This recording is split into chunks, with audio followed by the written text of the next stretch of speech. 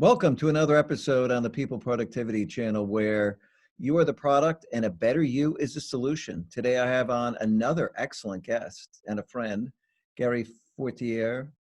And Gary, welcome. Gary, by the way, has a tremendous background. He was not only an Army Ranger, he's led large HR organizations, been involved in entrepreneurship many times, is currently CEO of a company and has tremendous experience on the human side of business. So we brought Gary on today to really talk about what the world's going to look like after this crisis and what we can expect going forward. And we're going to prognosticate a little. It's a very important topic. Lead from anywhere, work from anywhere, hire from anywhere, manage from anywhere. This is the new world. How do you do it well? What should we expect? So Gary, maybe you could just say hi to the audience, introduce yourself quickly. Absolutely. Thanks, Frank. Great to talk to you again. As Yep. Frank said, we've known each other for a bit and had some really spirited and engaged conversations about people, leadership, culture, how to run organizations. I didn't know exactly, how much prognostication we were going to be doing. So I'm glad that last night I spent a fair amount of time polishing my crystal ball. So hopefully it's nice and clear. And it will provide us both some good insights. Maybe we can go Yeah. trade on this afterwards. So everybody's trying to tell the future right now. So I'm looking forward. Great topic and very timely, obviously.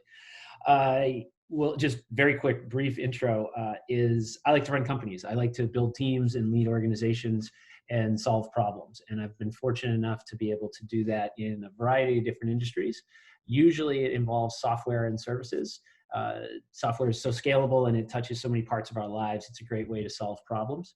And one of the things I would think of myself as kind of a hybrid person of leader, strategy, operations, finance. And I start with leader because it's been pretty clear in my experience that the highest performing teams from the culture and people and team perspective are clearly the highest performing companies from a P&L, top line, bottom line perspective. And For so sure. try to always, lean into the idea of start with people, and then that ends up being some usually pretty good quantifiable financial results. And it makes it a lot more fun to get there too. Yeah. Oh, definitely. Great work environment. Great cultures are just so much better to work in. No question. So, we're having some interesting conversations around this new world of work and, how most teams, had people mixed remote and in the office prior to this. Yeah. And, how the democratization of having everybody online has actually been a benefit, right? That it's a better experience for everybody. Why don't we chat about that and see where this is going? Yeah, I think it's been a fascinating case study, right? Like, I mean, I'm always a silver lining guy, and so so much of the last couple of months to 3 months has been pretty challenging for everybody. Yeah, but where are those lessons learned that we can suss out? What are the things that we can Mhm. do tomorrow better because of the things we're being forced to go through today? And the remote distributed model question and debate, if you will, is something that I have had for 15 years Mhm. with folks that I help run companies with. And I mean, back and forth and read books and watched webinars and all these things about, is it better? Is it worse? And this is the ultimate case study, right? Where it's not a question of is it better or worse? It's the only thing you can do. So everybody just go do it 100%. And Yeah. so all of those things that we've seen anecdotally or piecemeal before are just in your face every single day. And so it has been a fascinating social and productivity experiment over the last couple of months. And I do think that it will likely fundamentally change how we think about the standard workspace, if you will. The Mhm. idea of there's taxes, there's death, there's your commute. Well, is Yeah. there that commute? Is that a given going forward? Is the expensive real estate marquee with lots of glass and a huge environmental footprint, frankly, Mhm. downtown necessary? Is all these things start really Yeah. calling into question. Yesterday, we were having a conversation at work, and somebody was saying how one of the upsides is, hey, the streets are closed. I can ride my bike anywhere. This is great. So does this fundamentally change commuting patterns? All these big, gnarly questions that, frankly, municipalities and governments and space planners and all of these other folks have been trying to figure out with the congestion and environment. It's not to expand the scope of what's already a meaty topic, but it really is interesting to see all the tentacles that come into this. How do we Yeah. work? I mean, what it's done for the environment, even the clean air. It's amazing. Yeah. Couple of months into this, suddenly the air is the cleanest it's been. Right? Jellyfish in Venice. I mean, Yeah. I right? had It's heard that. Is like that a right? meme. Yeah, that you could the water is clean in Venice in Italy now, and you can see, and they were showing jellyfish swim, whereas Wow. before the water, green. Murky. You Yeah. could see 2 inches into it, right? So it's just It's amazing. unintended consequences all over the place, right? Yeah. I mean, commercial real estate, having marquee real estate in downtown in a big city, Yeah, why would you pay for that going forward? And yeah, certainly there'll yeah, be some, hoteling version of real estate. It's just going to be so different. yeah. I Really really because, do think it's good. Fundamental changes, and I think some of them won't be manifested for many years. We won't see.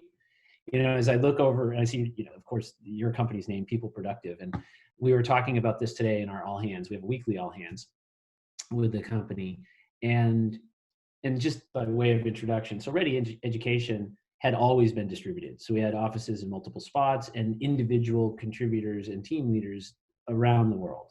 And so for us, switching to a fully remote model literally happened in 24 hours. I said, okay, everybody, if you go into the office today, get your stuff because we're not going back tomorrow. And that was seamless. Mhm. Obviously, we had a nice advantage in that regard, and other companies had a much harder curve to Yeah, get you were there. certainly So well for us, equipped the and ready. model, yeah, as for us, the leap from mostly distributed to fully distributed wasn't a leap. It was a pretty short step. But what's been interesting, and we've talked a lot about this from a mental health and productivity in terms of just Mhm. throughput perspective. We were actually talking about this, a couple hours ago around how I think what we originally all did was we said, "Oh my God, I just got all this time back. I got all my commuting time back. So I'm just gonna, if I used to leave the house at 7 o'clock to get on the train or the subway or my car or what have you, I'm gonna start working at 7. And I used to leave the office at 6 and not get home till 7. So I'm just gonna work till 7. And I'm just gonna jam my whole day with Zoom meetings." And I Mhm. think we were all doing that for the first few weeks and just smoked, frankly. Like we were just all exhausted because it was just back to back to back to back to back Zooms, Mhm. and all super structured, super structured. And while it was productive, it was not real. It was not the way we had worked before. Nobody had a calendar that looked like that. Nobody did that per se. And while it felt really productive, it felt really weird, and it was pretty mentally exhausting. And everybody, I think, at least in our world at the company, after about a month of that, just kind of said, you know, hit the wall, and Mhm. and just was starting to realize that, wow, this isn't great. And around the same time, I think was also where the human contact piece was really starting to be missed, and external from work, the human contact.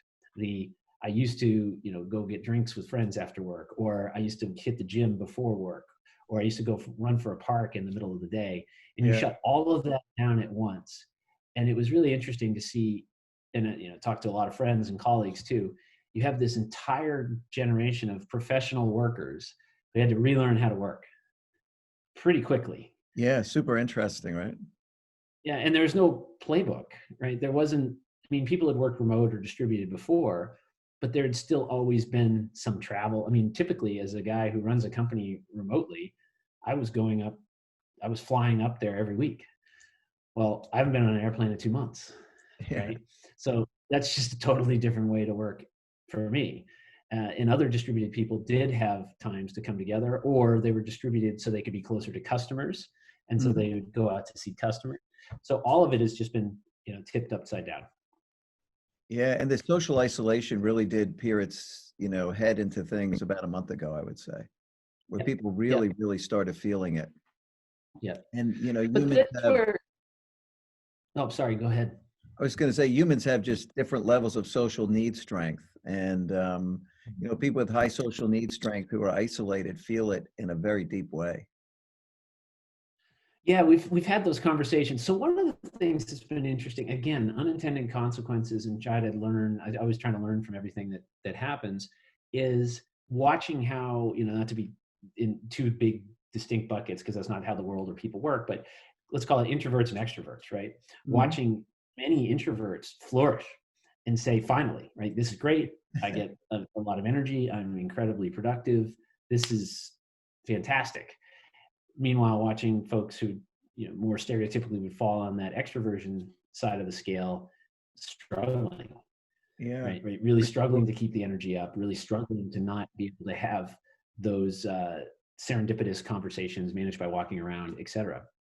So I know personally, as a guy who does a lot of manage by walking around, Mhm. travel around, etc., it has been a big change, about how do you operate? How do I think about my day? How do I structure my day? How do I, engage with the team? And I think as a leader, it's not that challenging to be intentional with your direct reports.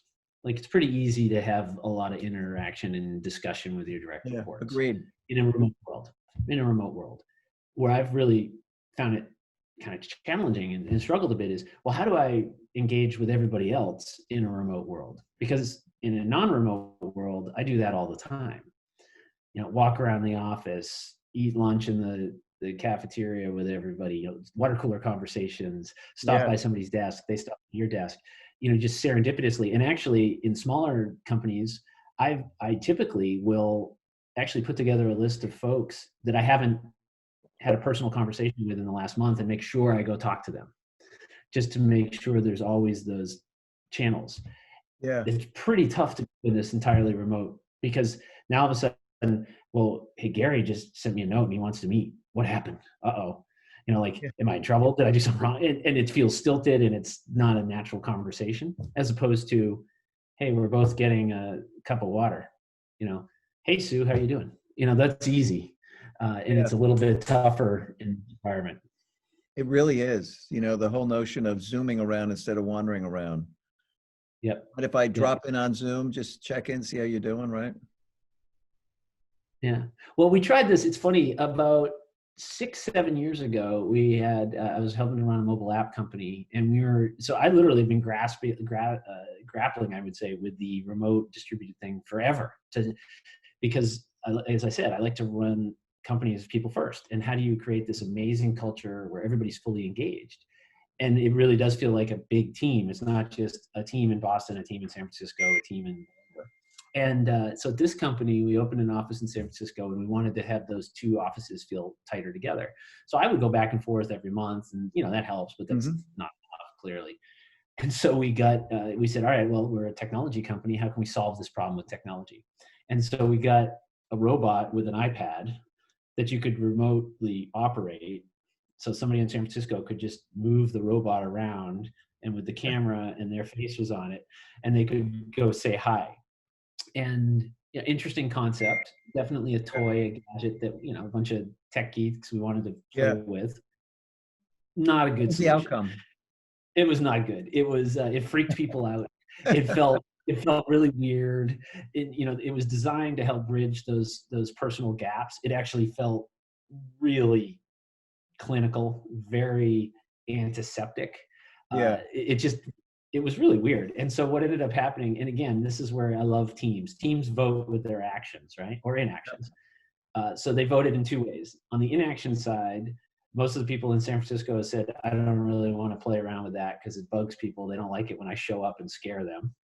And on the action side, people in Boston said, I don't like this thing. And so they, more than one person decided, well, if I put it in the corner and I put a box behind it, nobody can move it anyways.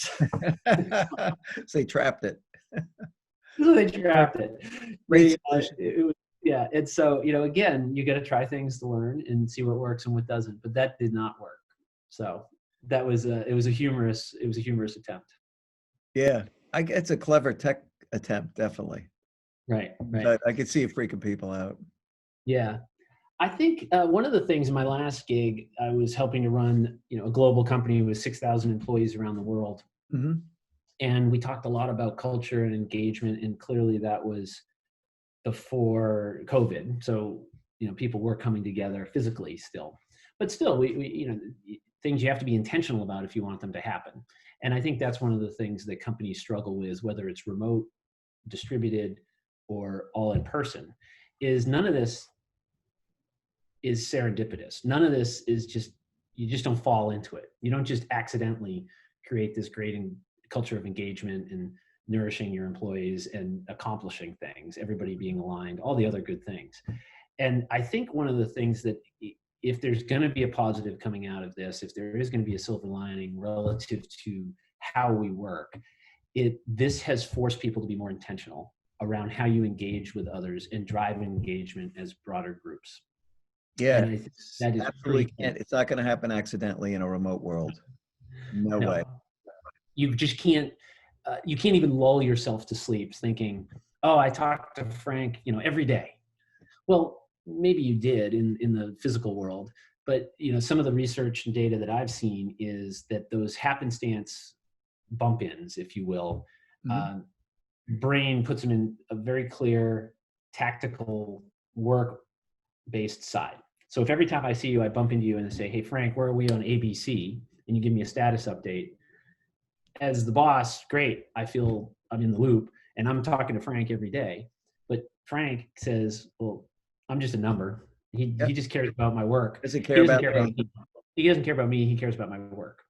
And many, many leaders I've seen don't understand that. They confuse those two. They say, "Well, I talk to Frank every day. Of course he knows I care about him." Well, no, you ask Frank every day what he's done for you, as opposed to, "Hey, Frank, I'm going to schedule time, call it a one-on-one, on a very regular, very frequent occurrence, where we're going to talk. I'm here for you, and we're going to talk about whatever you want to talk about, and I'll give you some feedback, and we'll talk about your career goals and some other things. And I'm going to talk about what you want to talk about on a schedule." And the psychology I've seen and the research I've seen there, that scheduled intentional discussion about your agenda, I get all kinds of credit, check the block, if you will, on actually caring and establishing trust. And so the intentionality is all the difference. And so the remote world, I think, has really highlighted, because you can't do it unintentionally, has highlighted the need for intentionality, which I'm hopeful can help drive some behaviors that drive trust, that drive engagement, that drive, ultimately results. Yeah, and actually the fact that people are more on alert, that people may be struggling.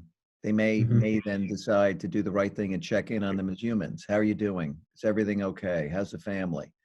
I mean, those conversations are suddenly, you're more than your job, which is super important, right? It's an unbelievably good point, that at this point right now, in the last 2 months, if you don't ask those things, it's weird. Yeah, very right? strange.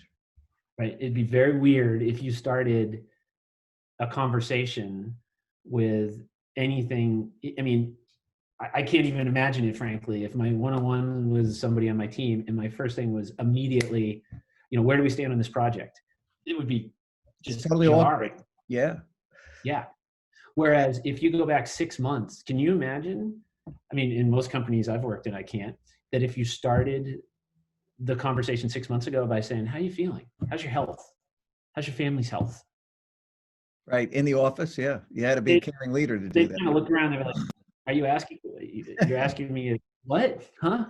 What's that have to do with anything?" Well, it has to do with everything, frankly.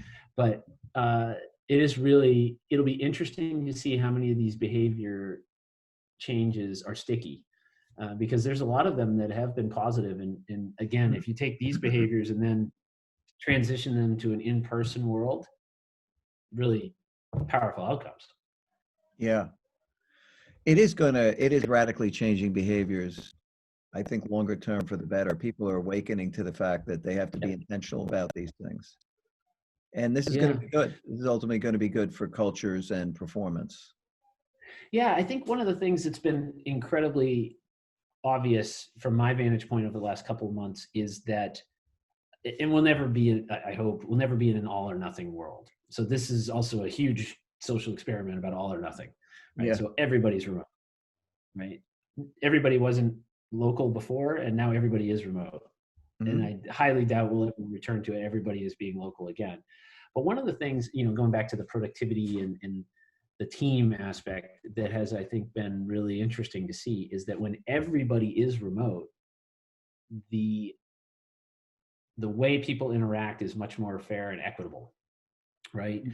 In the distributed model, you have 10 people in a conference room and 2 people zooming in. Those 2 people they might as well just be, paintings on the wall most of the time because it's tough to get a word in edgewise. You can't hear, Mhm. don't get the inside jokes.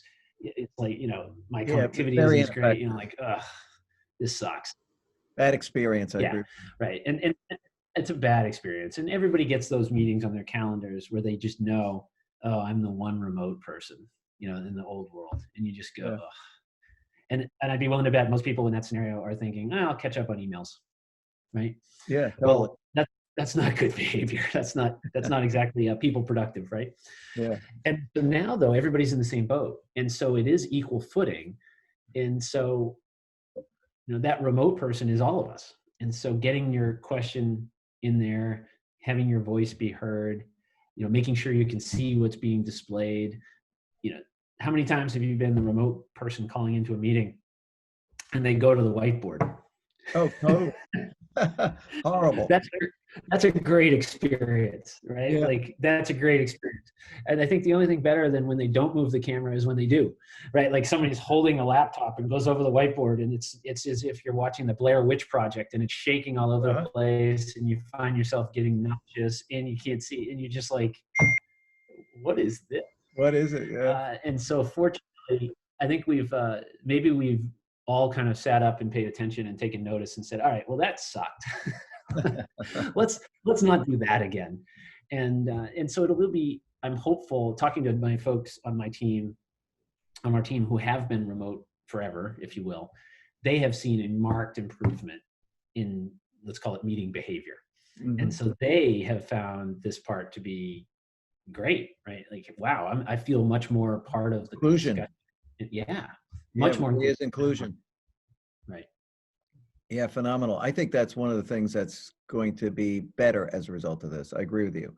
The whole notion of being inclusive and considerate of other people who are remote, that'll be a reflex now, Right. I hopefully. hope. I Yeah, I hope. hope so Well, too. you see different things about how long does it take, how many repetitions, and what's the duration for behavioral change to stick. And we're definitely getting there at this point. Right? A Yeah. couple months in, a lot of repetitions for everybody. So again, just like any new behavioral change, you have to keep at it to keep nurturing it. Mhm. But I think those muscle and mental memories are happening. Right? They definitely are happening. Yeah, we're in the territory where this is now a habit, a lot of this stuff. I think you're right. Yeah, Yep. really is. So I wonder what will happen when the first remote reorgs happen. I've already done it. You've already done it. So Yeah. getting everybody together and The full, well, when you say reorg, I meant like realignment of the company, yes. transformation, right? So I came into this role about 4 months ago, and we needed. This was already in the works before COVID, but it now happened to happen remote, and so I have uh, helped lead turnarounds and rapid transformations a number of times before, but never fully remote. And Mhm. so doing a reorg remote was definitely a different experience, Yeah. definitely a different approach. Uh, Hiring people remote. So, now it's been a while. So Hire from anywhere. Yeah. we've hired some remote. I mean, everybody's remote now, but we've hired people who wouldn't have been remote previously and now are, they were operating. And so we hired a new chief product officer a couple of months ago, and he's never met anybody. I mean, he's running the product and engineering teams, but he's never met anybody. They've never met him.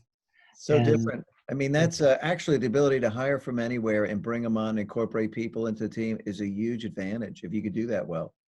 massive advantage, massive How did advantage. you onboard that individual? They had like Zoom introductory meetings and Absolutely. So when I referenced earlier the wall-to-wall Zoom calls, that would yeah. pretty much describe it, right?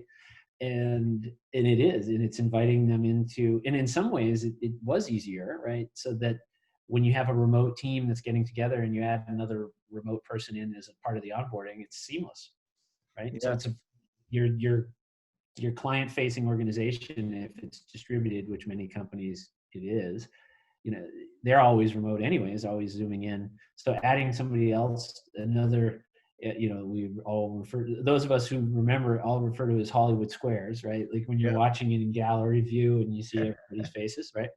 Adding another face to the Hollywood squares is pretty easy to do. Yeah. We just need to get a Charlie Weaver mixed in, Yeah. He was hysterical, right? Yeah. Yeah. Yeah. So one of the things that I think is, again, this whole thing is just, it's so surreal, but it has so many fascinating undercurrents. If you're interested in psychology or sociology or anthropology or leadership or any of these things about how, human beings interact and get things done, is trust, right? So Hmm. you, are a huge, as are, I think, anybody who understands how leadership and teams and culture are built. Trust is paramount. Yeah. And It's so, foundation. a lot of times it can feel hard to establish trust unless you're face to face, right? Unless you're breaking bread, Hmm. or uh, you you're sharing some kind of, personal thing, right? And well, that's, I agree with that. It's a heck of a lot easier to establish trust over, a commiserating sandwich at lunch, perhaps, than it is via two-dimensional Zoom. On the flip side, as we were referencing earlier, most people, and I'm quite often guilty of this too, aren't really comfortable bringing up non-work related topics, and specifically things about mental health, physical health. I mean, we've all been conditioned and trained, you don't go near that stuff, right? Whether you're scared of HIPAA or you don't want to get the answer to a question, you just kind of avoid that.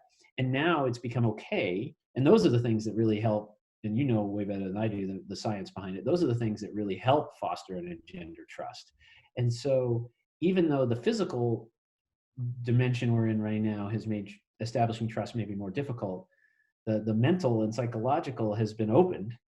And so, if in the future world we can bridge the two together, that could have really positive implications for the workforce. Yeah. Taking the best of this remote work world and merging it into this hybrid world we're going to enter. I agree. There's so many good learnings that came out of this and certain walls and things that came down that have always been barriers to performance, right?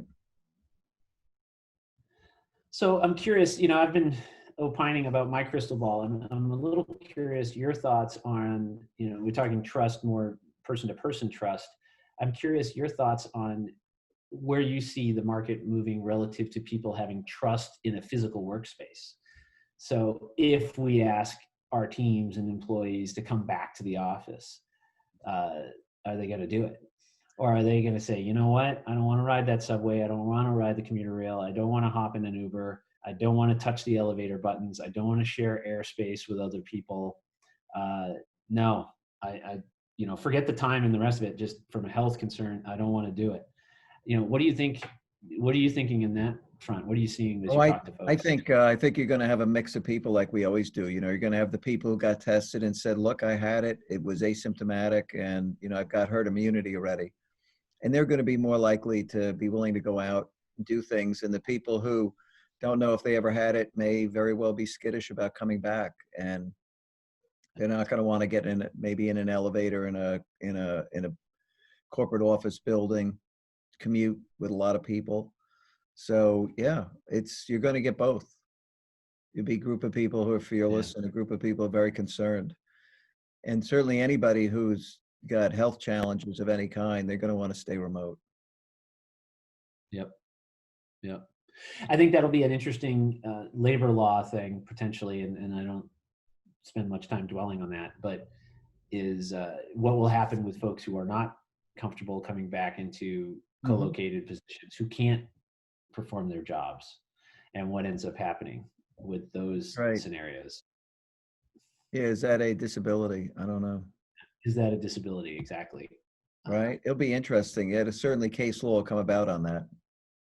oh, I'm sure it's already in its gestation period, right? Yeah, it definitely is. So, absolutely fascinating times. The world of work would be different. The companies that take this as an opportunity to say, what are we doing better? Let's really improve and become that lead and inspire from anywhere, work from anywhere, manage from anywhere, hire from anywhere company, right? Which is, and use it as an advantage to complete our digital transformation and merge the best of both worlds. If they could do that intentionally, I think they Right. come out on top. I think you're right. It's something we talk a lot about. So we, one of the things I love is, and I saw this years ago, was the founder's mentality. It's a phrase that's known. I think Bain was the ones who originally coined the term. Mm-hmm. And they talk about, do you have an insurgent mentality or an incumbent mentality? And it's all around, are you entrepreneurial in your approach or not? All right. Mm-hmm. And I typically help run smaller companies that at least we like to think of ourselves as more of the insurgents, right? Now, whether we always act that way or not is a different question.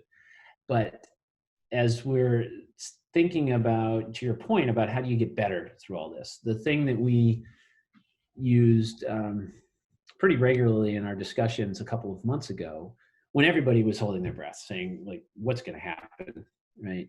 Are our customers going to be there? Are we going to be here? Everything was shifting sands. But the thing that we really talked a lot about was, regardless of what, we're in an okay position, we're fortunate enough to be in an okay position, that if customers just stop picking up the phones for however long or answering emails or whatever, now is the time to really double down on, self-improvement, if you will, right? Like, how often do you get a chance to, as a company, as an individual, as a family, to say, okay, time out, just kind of work on your own stuff for a while, and then we'll get back to life. I mean, it just never happens, right? At least hasn't happened in my life. Never had that kind of breathing room before. Never. And while there was a huge amount of stress associated with that breathing room, stress, idle hands in a stressful environment, not great, right? From a mental health perspective, everything else. So we said, let's throw ourselves at how we can get better. What can we learn from today's environment? But also, those, I almost think of it as, spring cleaning. Hey, it's a rainy day and the baseball game was scheduled, canceled for my son. So now I have a free day. I'll clean out the garage, right? Yeah. So it's that kind of a mentality that I think we've tried to bring to it, that this is our rainy day. And while I don't enjoy rainy days and I'd rather be out at the ballpark, let's make it as productive as possible. So how can we get every part of our house to world-class shape, and then bring lessons learned from this, apply them to the future world order, and emerge from this stronger? So, how do we avoid wallowing? How do we avoid, which is tough, right? Like, how do you avoid checking out or being overly stressed or, or just being depressed or all the rest that come into it that we're all talking about and seeing every day? And I think having impactful real work has helped, right? It's helped buoy us forward so that we can start pushing, like, hey, let's create the light at the end of the tunnel rather than just wait for it to show up for us. And, the whole notion of emerge stronger is super important because employees are looking to leaders for that strategic trust. We have the right people at the helm and we're going to come out of this in a good shape. They're looking out for our best interests. Yep. And get that mindset in place is just vital, I think. Yeah, I completely agree. We've talked quite a bit about the need for alignment, that are we all aligned on the same goals, the same mission, the same vision? And this is nothing groundbreaking, right? And companies have been talking about this for decades, probably centuries. I think in all environments, but specifically in this one, it doubles down on the need for leaders to be able to simplify. And so, saying, here's our 38-point strategic mandate for this quarter, is an exercise in futility. And I've been in places where we've done that. It's absurd, right? Like, it's crazy. As opposed to, hey, here's the 2 things we're going to get done this month. People can rally around that. And so we spend quite a bit of time talking about it. The leader's job is to simplify. And to me, simplicity drives understanding, and understanding tremendously alleviates stress and anxiety. And there's enough of that going on right now anyways. So if we can not inject additional stress and anxiety or confusion into the workplace, and make the workplace the area that is most steady, most understandable, most impactful, Hmm. most rewarding. And it's really interesting, right? That is there an opportunity to change that dynamic right now in the pandemic phase of this COVID crisis? Of do you make work, the solace place, the Hmm. anchor point, the place of certainty, even though there's always uncertainty of revenue projections and costs and cash projections, right? That's why they call them forecasts, right? But can you provide a bit of a foundation by simplifying things and making it feel significantly more controllable? Because everything outside of work, for most folks, myself included, feels pretty uncontrollable right now. Yep. No, I think these are really good points. I mean, I think that companies should be striving to make sure that people feel they're on solid footing when they're in the workplace. Things are well orchestrated, very clear, articulated goals that are achievable. I mean, makes tremendous sense. And I think So, just the notion of emerge stronger. God, I mean, they've got to do it. well, it's back to the basics almost, right? Like when in doubt, retrench and just do the core really, really well. Simple messages, care for your folks, communicate it often, listen. I mean, these are none of these are groundbreaking things, right? But it's easy to get distracted and go chase the really sexy, shiny things. Yeah, I agree with you, Gary. Sage advice, my friend. Really good. Oh, I think I uh, appreciate it. I think that this has been a really, really excellent conversation on the whole crisis and ways to look at things and, extract value out of what's happened. Because ultimately, that's the goal. Well, you and I have always had great conversations about people, about culture, about how organizations come together to do more. And that's the fun, right? When you Yeah, get to see a group of folks do more together than they could have done individually, and yeah, you get to invest yourself and they do as well, and everybody sees a great return. That's why we get up and I was going to say go to the office, but yeah, walk across the bedroom now, I suppose, is maybe the better analogy. yeah, for sure. Well, buddy, you have any other parting thoughts on this? I think this is a great conversation. I really appreciate being invited to chat about a topic that has been near and dear to my heart for a long time. A continuous journey for trying to learn more and better handle the remote distributed co-working discussion. I think this just adds a whole bunch of really good data and insights and anecdotes to the discussion. Because Yeah, all I know for sure in my not very crystal clear crystal ball is that how we work in 6 months will be different than today, and it'll be different in 16 months and 16 years. That we're going to keep trying things that don't work at all, and hopefully we learn from those mistakes, and then we'll try some things that didn't expect to work but it did, and hopefully we adopt and spread the word and everybody else gets to incorporate it as well. So we're yeah, and resilient folks, these human beings. humans are resilient. And hey, I give you credit for doing one of the first remote reorgs. I think that was really, it sounds like you did a great job. Well, like we always say, proof's in the pudding down the road, right? So let's see. Yeah, And ultimately, it's what the customers say. And so, as long as the customers and the team think things moving in the right direction, then hopefully you made some of the right calls. yeah. Well, great having you on, buddy. Be well. Great to meet you, Frank. Be safe, be well, and we'll talk soon. Talk soon. Thank you.